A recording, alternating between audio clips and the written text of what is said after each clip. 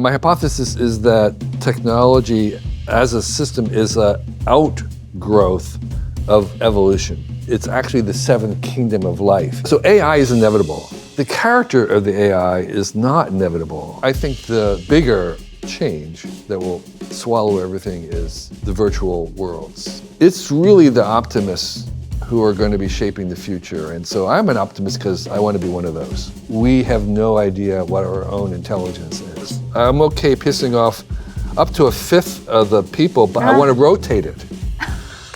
Even the weirdest, wackiest, esoteric idea that only appeals to 1 in a million people, there's still 1,000 people who are going to be into your weird thing.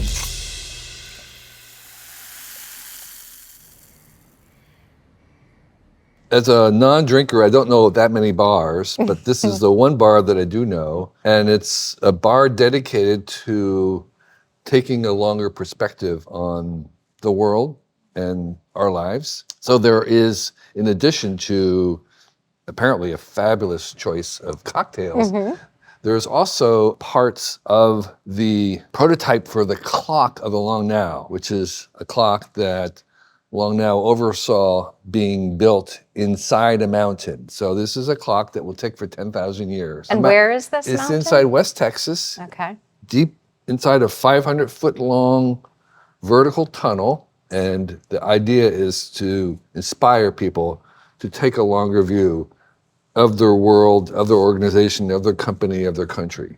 What do you think changes when you start thinking on that scale? What is the shift? There's practical things. Jeff Bezos, by the way, who is the funder of the clock, famously talks about the fact that if you think for the long term, you have fewer competitors who are doing that, and that therefore you are able to... you have an advantage. You have an advantage. You have a competitive advantage when you do that. It also enables you to be optimistic. If you want to be optimistic, you want to raise your horizon, raise the level of the distance you're looking. Over time, small advantages will compound and they will overcome even fairly large setbacks. I love what you said about the optimism being like an ingredient. It sounds like it's almost like an essential ingredient in the creation project. I believe so. The creation motion. And if we can look around here in our own lives, no matter where you are, if you're listening and just look at the screen, the stuff in your room, every one of those was a optimistic passion project by somebody in the past who believed that it should be against all odds. And so we're surrounded by the passion projects of the optimists in the past. And so it's really the optimists who are going to be shaping the future. And so I'm an optimist because I want to be one of those. All right, so let's circle back to your career. You've been called a lot of things. You are a writer, an editor, a media founder, a technologist, a philosopher, a visionary. Your CV is like literally too long for me to summarize here. But it all kind of started with you dropping out of college. Right. So can you go back to that moment and tell me, what was it that you were not being served? Why did you do that? What were you missing that you needed to change the structure of your life so much? So I born in the 50s and I grew up in the 60s, and it's very, very hard to communicate to my kids, to other people, what the world was like in the 1960s and the poverty of information and choices and options that we had. Even though I grew up within the suburbs of New York City. I grew up in New Jersey, and my dad worked in New York, and it was amazingly parochial compared to almost anywhere today. So what I didn't have graduating and going to the first year of college was the opportunity to do something. I was just so incredibly restless after 12 years of sitting in a little desk. I needed a project. I needed to do something. And the project was photographing Asia. Well, it started off just photographing to begin with. I had a strong, I took every single science and math class my advanced high school offered, all the AP stuff, and all the art. So I wanted both, and I couldn't decide to go to art school or MIT. Photography for me was that convergence, because to do photography back then, you had to do the chemistry and the optics and everything. It was very technical. Technological. So this was the convergence for me, my main interests of science and art together. And then you traveled doing that. Then I traveled, and I traveled because I read a book. Yeah. Walt Whitman's Leaves of Grass. Oh, really? Thank you. And Walt Whitman's Leaves of Grass, which was a kind of an ode to America. He was traveling, a century ago around America, singing and celebrating the diverse ways, thank you, that people work. And I read that, and it blew my gaskets, and I said, I was suddenly seized by the wanderlust, but I have to see the world. Also a kind of like optimism and story about the discovery of the self and the individual. Right. Yeah. So I just succumbed and surrendered to that. And at the same moment, my best friend from high school was studying Chinese in Taiwan to become a missionary. And he said, "Why don't you come visit me?" It's like, okay, I know nothing. I've never eaten Chinese food. I've never held I didn't know nothing. So I went over there, and it just blew my mind. So you come back. How do you meet Stuart Brand of the Whole Earth Catalog? How do you connect those dots? I saw my first viewing of the Whole Earth Catalog was at Woodstock in a bookstore. Ah. And there it was. And I opened it up, and it was like, bung. It was like, this is for me. Yeah. He's talking to me. This is exactly everything that I'm interested in. And describe what it was. It was a newsprinted catalog of books and tools for doing everything yourself. And in the context of how else would you ever find out how to build a house or raise bees or do a homeschool or travel the world? There was nothing in a bookstore. Bookstores had some bestsellers. There was nothing in the library. There was no internet. There was no way to find out anything at all about doing things yourself. This catalog had gathered all that information about taking control and doing things yourself. But as I went along, I started to try to submit things to it, which were all, Stuart wrote back and did not accept them. He said, this is not good enough, whatever. When I came back from all my travels, I realized that the one thing that I knew more about than anybody else was budget travel. Huh. So I was living, and I became the expert. Because you had been living that life. Because I was living, and there was very few information about it. Some books here and there, but I knew it. So I started to write about budget traveling for the Whole Earth Catalog. So I finally submitted something that was accepted, which was how to travel in the Himalayas for no money. Wow. Okay, and so as I was writing more and more travel stuff for them, one of the editors got access to one of the very first online systems. It was experimental. It was based in New Jersey. It was not public. And there was this emerging world. And I said, oh, this is a new country. So I pitched the Whole Earth Catalog to let me have access to this experimental online world. Oh, wow. And to write about it as if it was a new country. So Stuart offered to hire me to come work there, which was my dream job. And I claimed to be the first person hired online in 1983. Oftentimes we would run challenging things that would piss people off. And my rule of thumb was I'm okay pissing off up to a fifth of the people, but I want to rotate it. So different flavors of pissing people off. Exactly, right.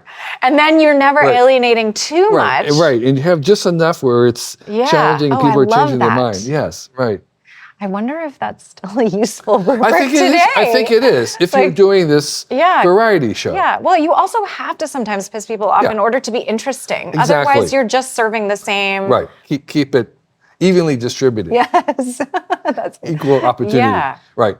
So that was the magazine. So then I decided to take a sabbatical from editing and do my first book about Out of Control, which was about, I attended the very first Artificial Life Conference, which was the first scientific conference I had ever been to.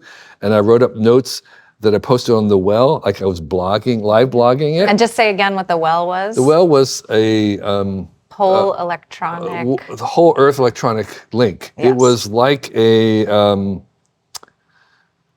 Discord. Right. And there was the first opportunity that people could make asynchronous communication, meaning that they could communicate and come back the next day and there would be responses to them. That was crazy new. And people could start their own thread. People could comment as much as they wanted to. That was a word, thread. Thread was what we talked about, threads. Yeah. And we saw all the weird behaviors. We saw the first flame wars, we called them, trolling. Came up right away. Right away. We saw people who were very, very polite and timid in real person, but they just had this other persona.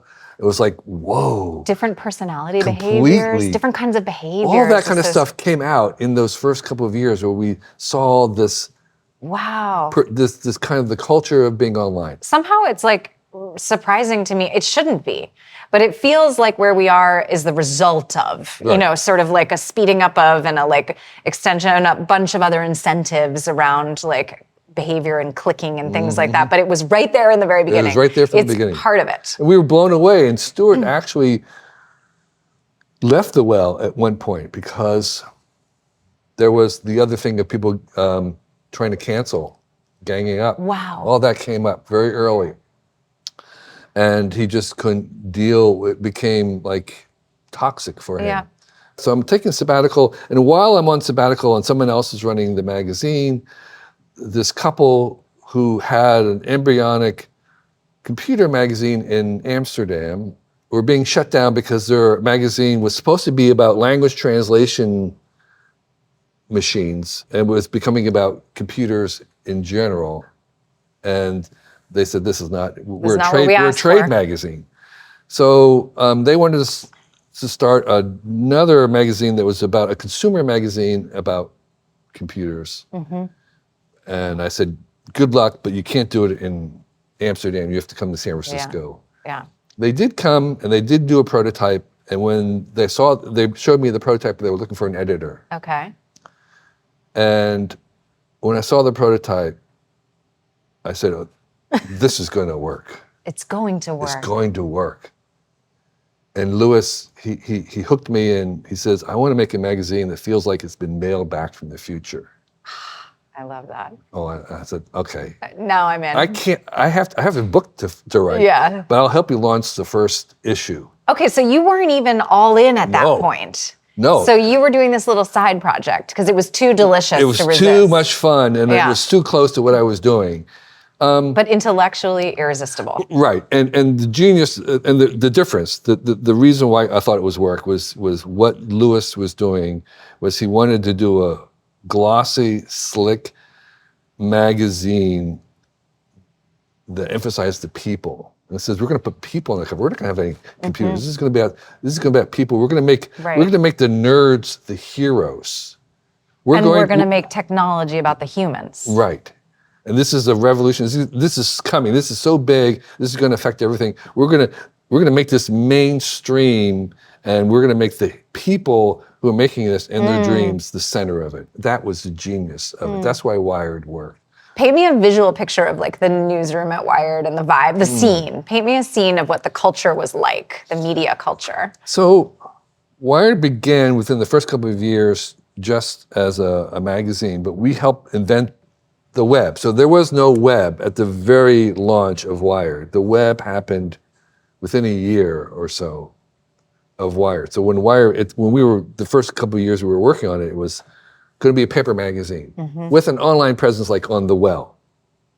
And so we did something so we started Wired Digital, which was actually in a separate building from Wired. And we developed a whole bunch of editors and people, and they were inventing what the media would be like. And one of the questions was really unclear to everybody was like, what I saying it was the frequency. What is the frequency? How often do we have to update in this this? space where there's no We're limitation. we're hardly doing a monthly magazine. Right. Are we going to have to update this every month? Oh my gosh.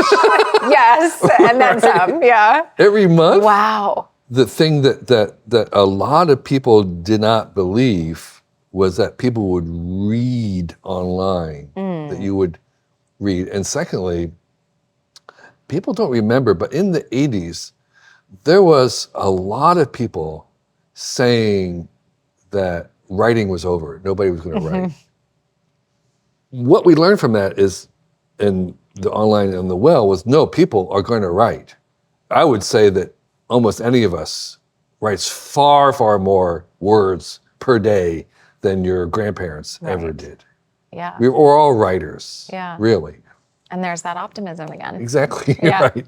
Part of this thinking about communities and audiences during this time at Wired, coalesced for you into this idea in around 2008 that was this essay that became pretty famous called 1,000 True Fans. And this is an idea that in a lot of ways is very much connected to what Substack is today.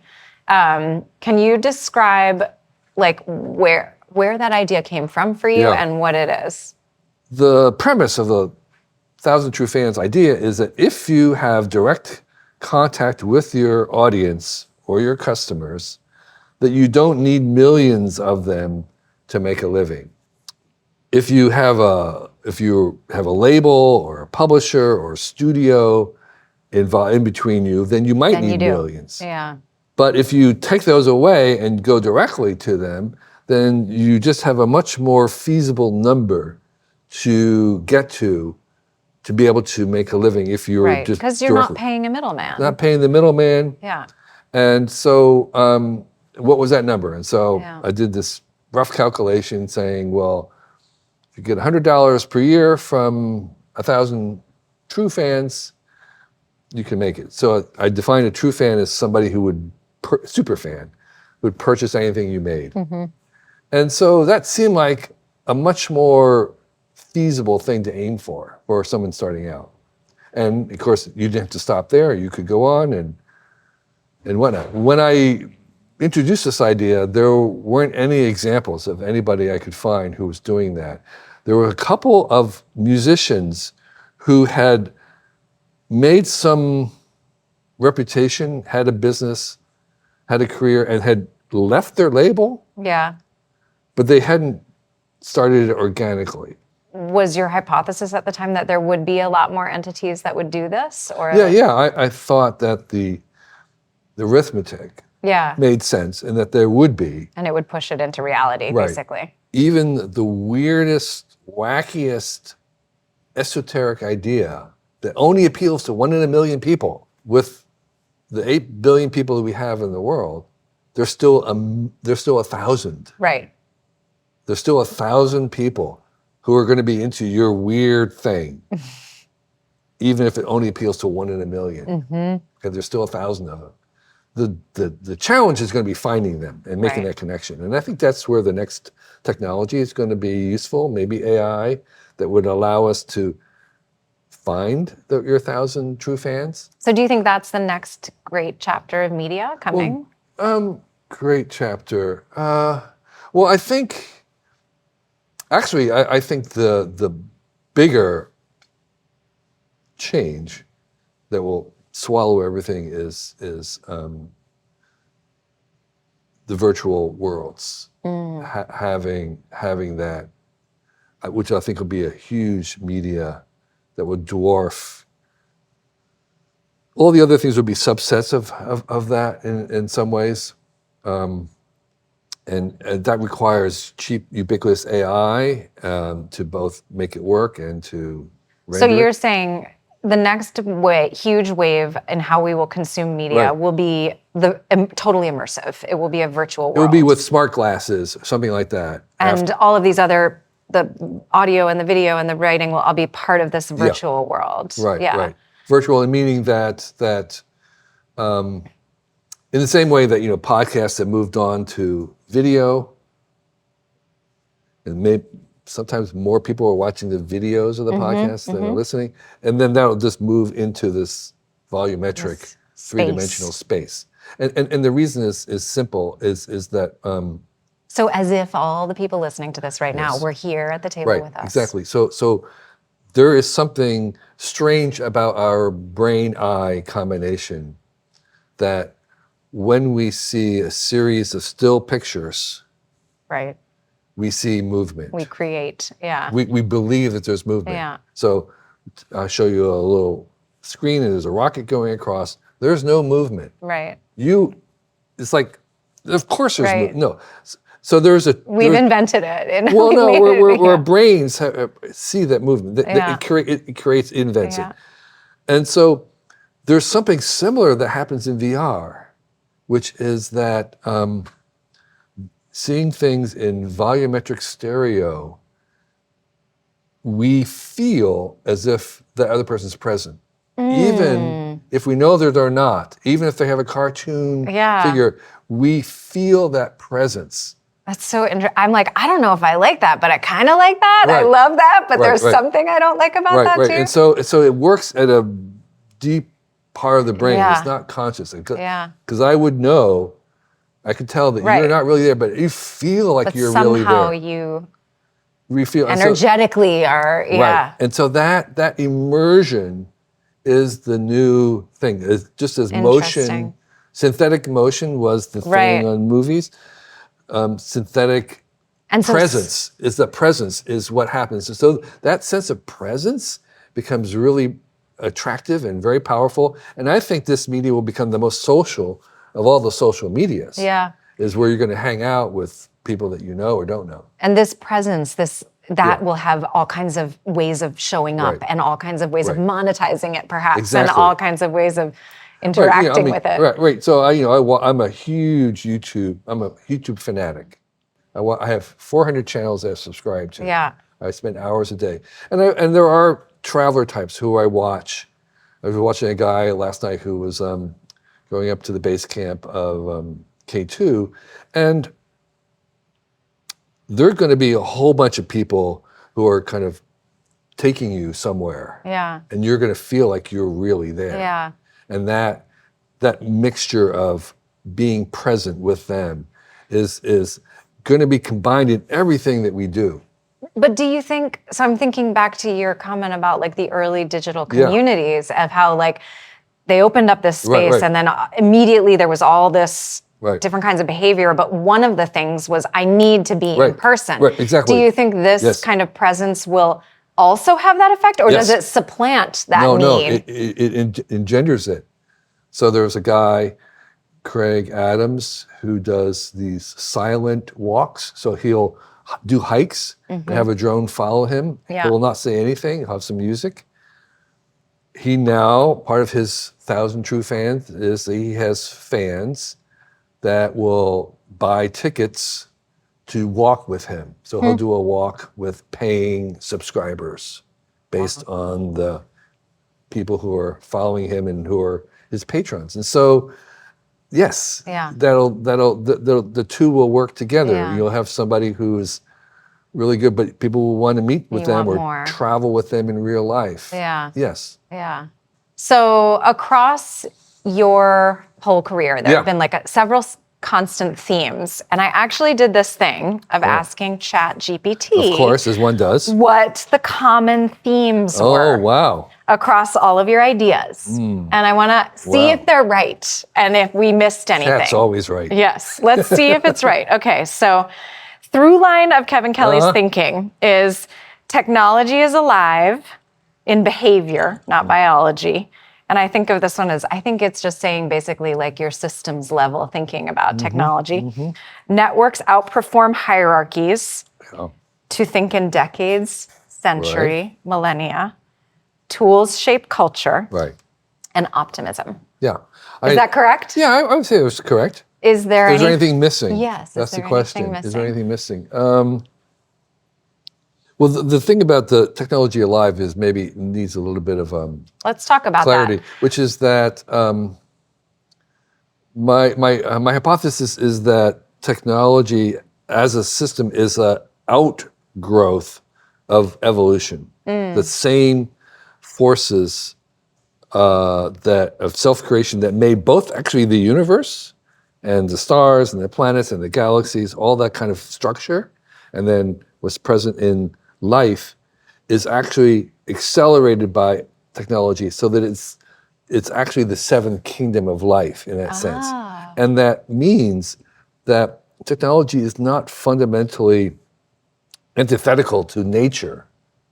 No, it's part of it It's all. part of it. It's an extension of it. And that we can always make a technology greener because it's not in contrast to nature. So there is... And when you say greener, you mean like for Fit, good? more. For what do Right, you... they can, it can fit, it can work with nature. So we can have less disruption in the natural world. We can always figure out how to make something more compatible. Right. Because it is inherently is compatible. And do you think that's necessary? Like we need to intervene and we need to shape and we need to tame the same way we do with nature? Yes. So I talk about inevitabilities in technology, that a lot of what we have is inevitable given the whole system, but it's just the larger shape of things. So AI is inevitable. Yeah. We're any civilization anywhere in the galaxy that invented electricity and steam engines and motors is going to make AI. But the character of the AI is not inevitable. So like quadrupeds as an animal are inevitable on any kind of a planet with our kind of gravity, but a zebra is not. So the species... So how it shows up. The specificity is not inevitable. So how it shows up, the particulars are completely, in technology, up to us. We have a choice in the particulars. And those choices make a big difference to us. Who owns the AI? Is it public? Is it international? Is it closed? Is it open? How is it used? In what cases? Financed? So all those choices are choices we have. But AI itself is inevitable. We're going to have it. Those minds are going to keep coming. So I think it's like, life is going to continue on. There's almost nothing we humans could do to eradicate life on the planet. It's impossible to eradicate. Life is going to go on, but we can still manage natural systems for our benefit so we can live. And the same thing with technology. I think we do have to manage it and garden it and steer it. So I say that the way to steer technology is through use, that you want to embrace technologies to use them because that's the only way you get to steer them. If you prohibit them or turn them off or ban them or in some ways refuse them, you don't get to steer. Yeah, it's also the only way you start impacting the particulars, the things that you actually control. Because we cannot think our way to the particulars. Yeah. We can't, I call it thinkism. It's this idea that just thinking about things will solve stuff. Thinking about technology, we can figure out what it was good and bad for. We can't. We have to actually use stuff. You have to have a project. We have to have a project. Yes. We have to use them. It's through use. Yeah. This kind of thinking, this sort of like systems level thinking, where do you think it came from? Do you think you were just born with this? Was this part of your childhood or your family, this tendency towards it? I don't think it began that way. I think it's something I learned. And the way I would describe it now is this prototype approach to the world, where you prototype things. So we're kind of like, what we want to think about is our use of right now of social media. We're still prototyping it. And the idea of even prototyping your life, rather than kind of making big, deciding what you're going to do for the rest of your life, you try it for a couple of years and you kind of go on. And I've learned even when making things that this is the idea of you prototype everything out of cardboard first. You make one to throw away is how the makers say it. The first one you're just going to throw away anyway. And so I have collapsed some of that also into my idea of protopia. Yeah. Which is this idea that we aren't headed or ever going to get to utopia, where everything is fine. We're going to come to a world where things are a little tiny bit better, and we're just incrementally prototyping our way forward. There's no massive jumps. It's just 1% better. 1% better. That means there could be 49% crap in the world, 49% harm. Yeah. And everybody knows it, and I can make a long list of all the things wrong. But there could be 51% good. Yeah. That 2% difference is hardly even visible. Yeah. But we are inching incrementally. Prototyping learning, a little bit by a little bit. Painfully. Right. And So that's another incrementalism, maybe another I mean, part. it's a combination of the immediate now and the very long term, which I love. It's like it's like nothing is forever. Right. And the only way to do anything forever is to do something now and concrete and do that over and over and over. You fail forward. Yeah. The other large question that I wanted to ask was kind of about like your career has basically tracked kind of the evolution of modern media in a lot of ways. That landscape from this like printed catalog to typewriters even, to computers to now the screen and like this different whole landscape, perhaps a different chapter of presence coming. AI. So what looks the same to you? We talked about some of the things that like that's a great question. There's a return to maybe the human individual again. Like what are some of the things that look the same to you and constant, and what are a few that look very different? Maybe a couple of each. Yeah, that's a great question. Well, first of all, I think the things that haven't changed is there will always be a big market in appealing to people's base interests, right? It's just, we're wired that way. So celebrity, the easy stuff, the cheap stuff. Plot twists, violence, porn. maybe. It's just all going to be there. That's not going to go away. So that's not going to change. Story junk. Yeah. At the same time, I think people's appetite for new and novel and different will also never go away. And that all things being equal, if you can deliver it, that there will always be an audience for something that makes them think and see things differently. And it may not be as big an audience as appealing to the base, but that's part of what the 1,000 True Fans is that that may be a smaller audience, but that audience is also incredibly influential and eventually can trickle down. So I kind of have a little bit of a trickle down thing. So like my experience at Whole Earth was, we a lot of our readers were organic farmers, organic people, which was incredibly fringe in the 80s, 70s and 80s. And now you go to Safeway, whatever, and there's whole organic sections. You can get organic everything. So that was a small number of people who actually were able, even though that number never began, that idea became mainstream. And it's no longer, they influenced culture. Right. It's no longer maybe as interesting to people, but it did influence it. So even though the number of people who are interested in sort of new ideas and new stuff may be small, they're a very influential group that can, over time, bring those ideas and those to everybody. So that's why, for me, it's valuable to tend to that part that will always be there, which is this appetite for something new. And I feel like what you've been saying all along is that the consumption of media at a distance still leads to our need to be human with each other in person. Right. There's a couple other things. I did an analysis at one point, early days of Wired, of looking at the per hour charge over a lifetime of different media, like movies, books, digital rides, video games. And it turned out that it came out to be like $2.50 an hour, which was odd, but there was a convergence of how valuable and how we priced and we're willing to pay for things. Wait, Across all of those formats. Yes. It comes down to the same. Yes. And so maybe inflation is maybe 3.5, but like you pay $30 for a book and it was going to be. That's insane. So that's just like literally the amount of money we as a culture want to spend on media, period. Right. So I think there might be some constant.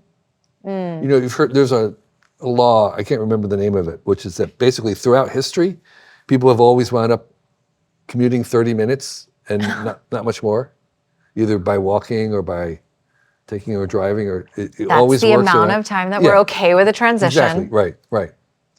And so there may be something like that also is still the same in media, where we have a kind of a rough hourly sense of what it's worth. That's fascinating.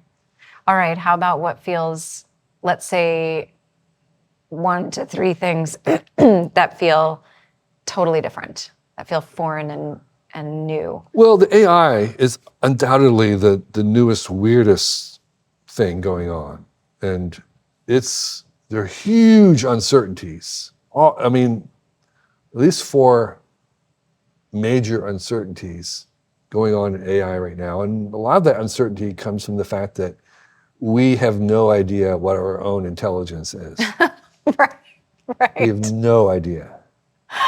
I mean, it sounds so obvious when you say it. Of course we don't. So we're trying to make it, and so we don't even know what we're trying to make. And so there's just lots of uncertainties about that. And how do you think it will affect media in new ways? Well, and that's one of the questions is, I mean, so there's 2, I divide this into 2 parts. We can talk about what we know up until today in terms of evidence of actual things that have happened. Then we can kind of talk about where might it go. So the evidence so far is that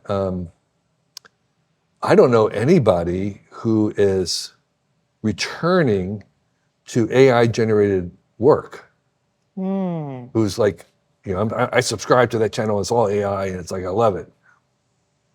I don't see that. A dedicated audience that returns. Right. I just don't see it. I see interesting things here and there and people, but there's nobody, there's no channel, there's no source. There's no relationship. That's interesting. Well, I don't know what the cause of it. I'm just saying I don't see it right now as something that people yearn for in terms of the consumer part of it. Secondly, we don't see any loss of jobs. Very, very, very tiny in terms of what we have seen so far. So job replacement has not happened anywhere. Thirdly, we do know that the places where it's being used the most, like in coding and stuff, it's made a huge difference. So they're more productive. So we do know that it's changing the nature of work in terms of coding, research, stuff like that. It does make a difference. I think, first of all, I think in 10 years or 20 years from now, we'll look back and we'll say, well, you didn't even have AI today. I mean, because I don't think AI is like an element. I think it's a compound. Right. So the ancients thought water was an element, but it turned out it's a compound made up of different elements. And we haven't even identified, we don't have a periodic table of the elements of cognition that are all recombined in different ways, and each AI will have a different combination. And so we're going to make these, I think they're going to be very, very useful as tools to do stuff.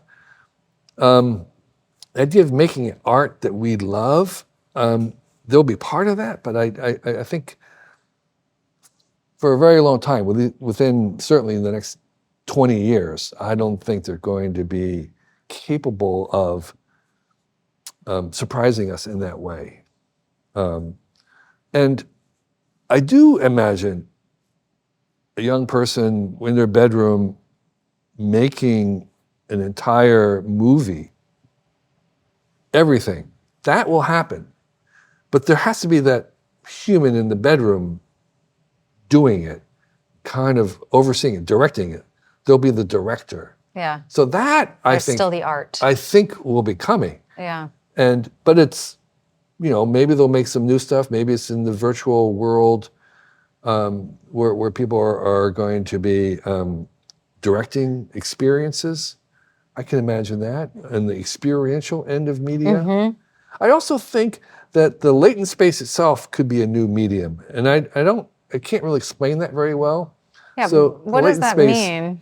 The latent space is the AIs, the way they work is that they put all the knowledge, all the facts of everything into one space. You can imagine a possibility space where every attribute is a dimension. And so we could say this has some of the qualities of an apple, but it's very ball-ish. And then we could we can move this into the direction of more ballness. Right. Or we could move it into more appleness. Yeah. Or we could do more earth-like. Yeah. Each of those are kind of dimensions. And so there's like billions of these dimensions. Yeah, it's possibility. And everything is located in that space. So this is located in the space where it's not yet an apple and it's not yet a ball. It's quirky. It's on the quirky one, and here it is. Yeah. And then you can move things through that space and transforming them, or you can move things in parallel. That's why the AIs are really good at make a cork equivalent of this glass. Make this glass more corky. Huh. It moves it towards the cork part while everything else stays the same, or make it more apple-like, or make it chemistry, whatever it is. So that space and the way we can kind of transform things or move things in parallel, there may be a way to use that latent space as a new medium. So like bending reality a little bit into these different possibilities. Right, and playing with the transitions, the transformations. Yeah. So you talked about the kind of prototype way of living in the world as being like a really good tool for doing anything, building anything, whether it's, a media business or whether it's just like your job or any kind of new tool, whatever it is. But this mentality, this optimist mentality of embracing the positive future. Yeah. How do you maintain that? Like, is there a ritual, a structure? Like, how do you live your life to maintain that kind of approach? Yeah, I don't know. I don't know. I will say that optimism for me is a choice. I deliberately choose to be more optimistic this year than last year. It's a choice. Every day? Every day, yeah. I'm trying to be, so I decide that I'm going to make the optimistic choice when I have a choice. And that— Every single choice? Yes, to make the most optimistic choice. Oh, Optimism, I love the that. choices that you make, you want to always optimize the ones that increase the options. So take the option that increases other options. And so that's the optimistic choice. And so, yes, I mean, another way of saying is there's this great book called Finite and Infinite Games. So there's two kind of games in the world. There's the games that you can play with winners and losers. Somebody wins, somebody loses. And in those kind of games, the laws, the rules are fixed. They cannot be broken. And it's the great sin is to break the rule of the game, to not obey it. In infinite games are different. Infinite games, there are no winners and losers. The whole point of the game is to extend the game as long as possible and to include as many players. So it's infinite and open-ended. And there, the way you keep it going is you keep changing the rules. And so the infinite game is open-ended and optimistic because everybody's a winner. There are no winners and losers. You want to be inclusive as possible. You want to bring as much of the world and as much of people and as much activities into the game as possible. And that's why optimism is choosing the more choices, Right. whatever the is infinite. the more So choices. Whenever possible, you choose infinite games Yeah. rather than finite games. Can you tell me one optimistic choice that you made today? What's your most recent optimistic choice? I'm here. Same for me. That's mine too.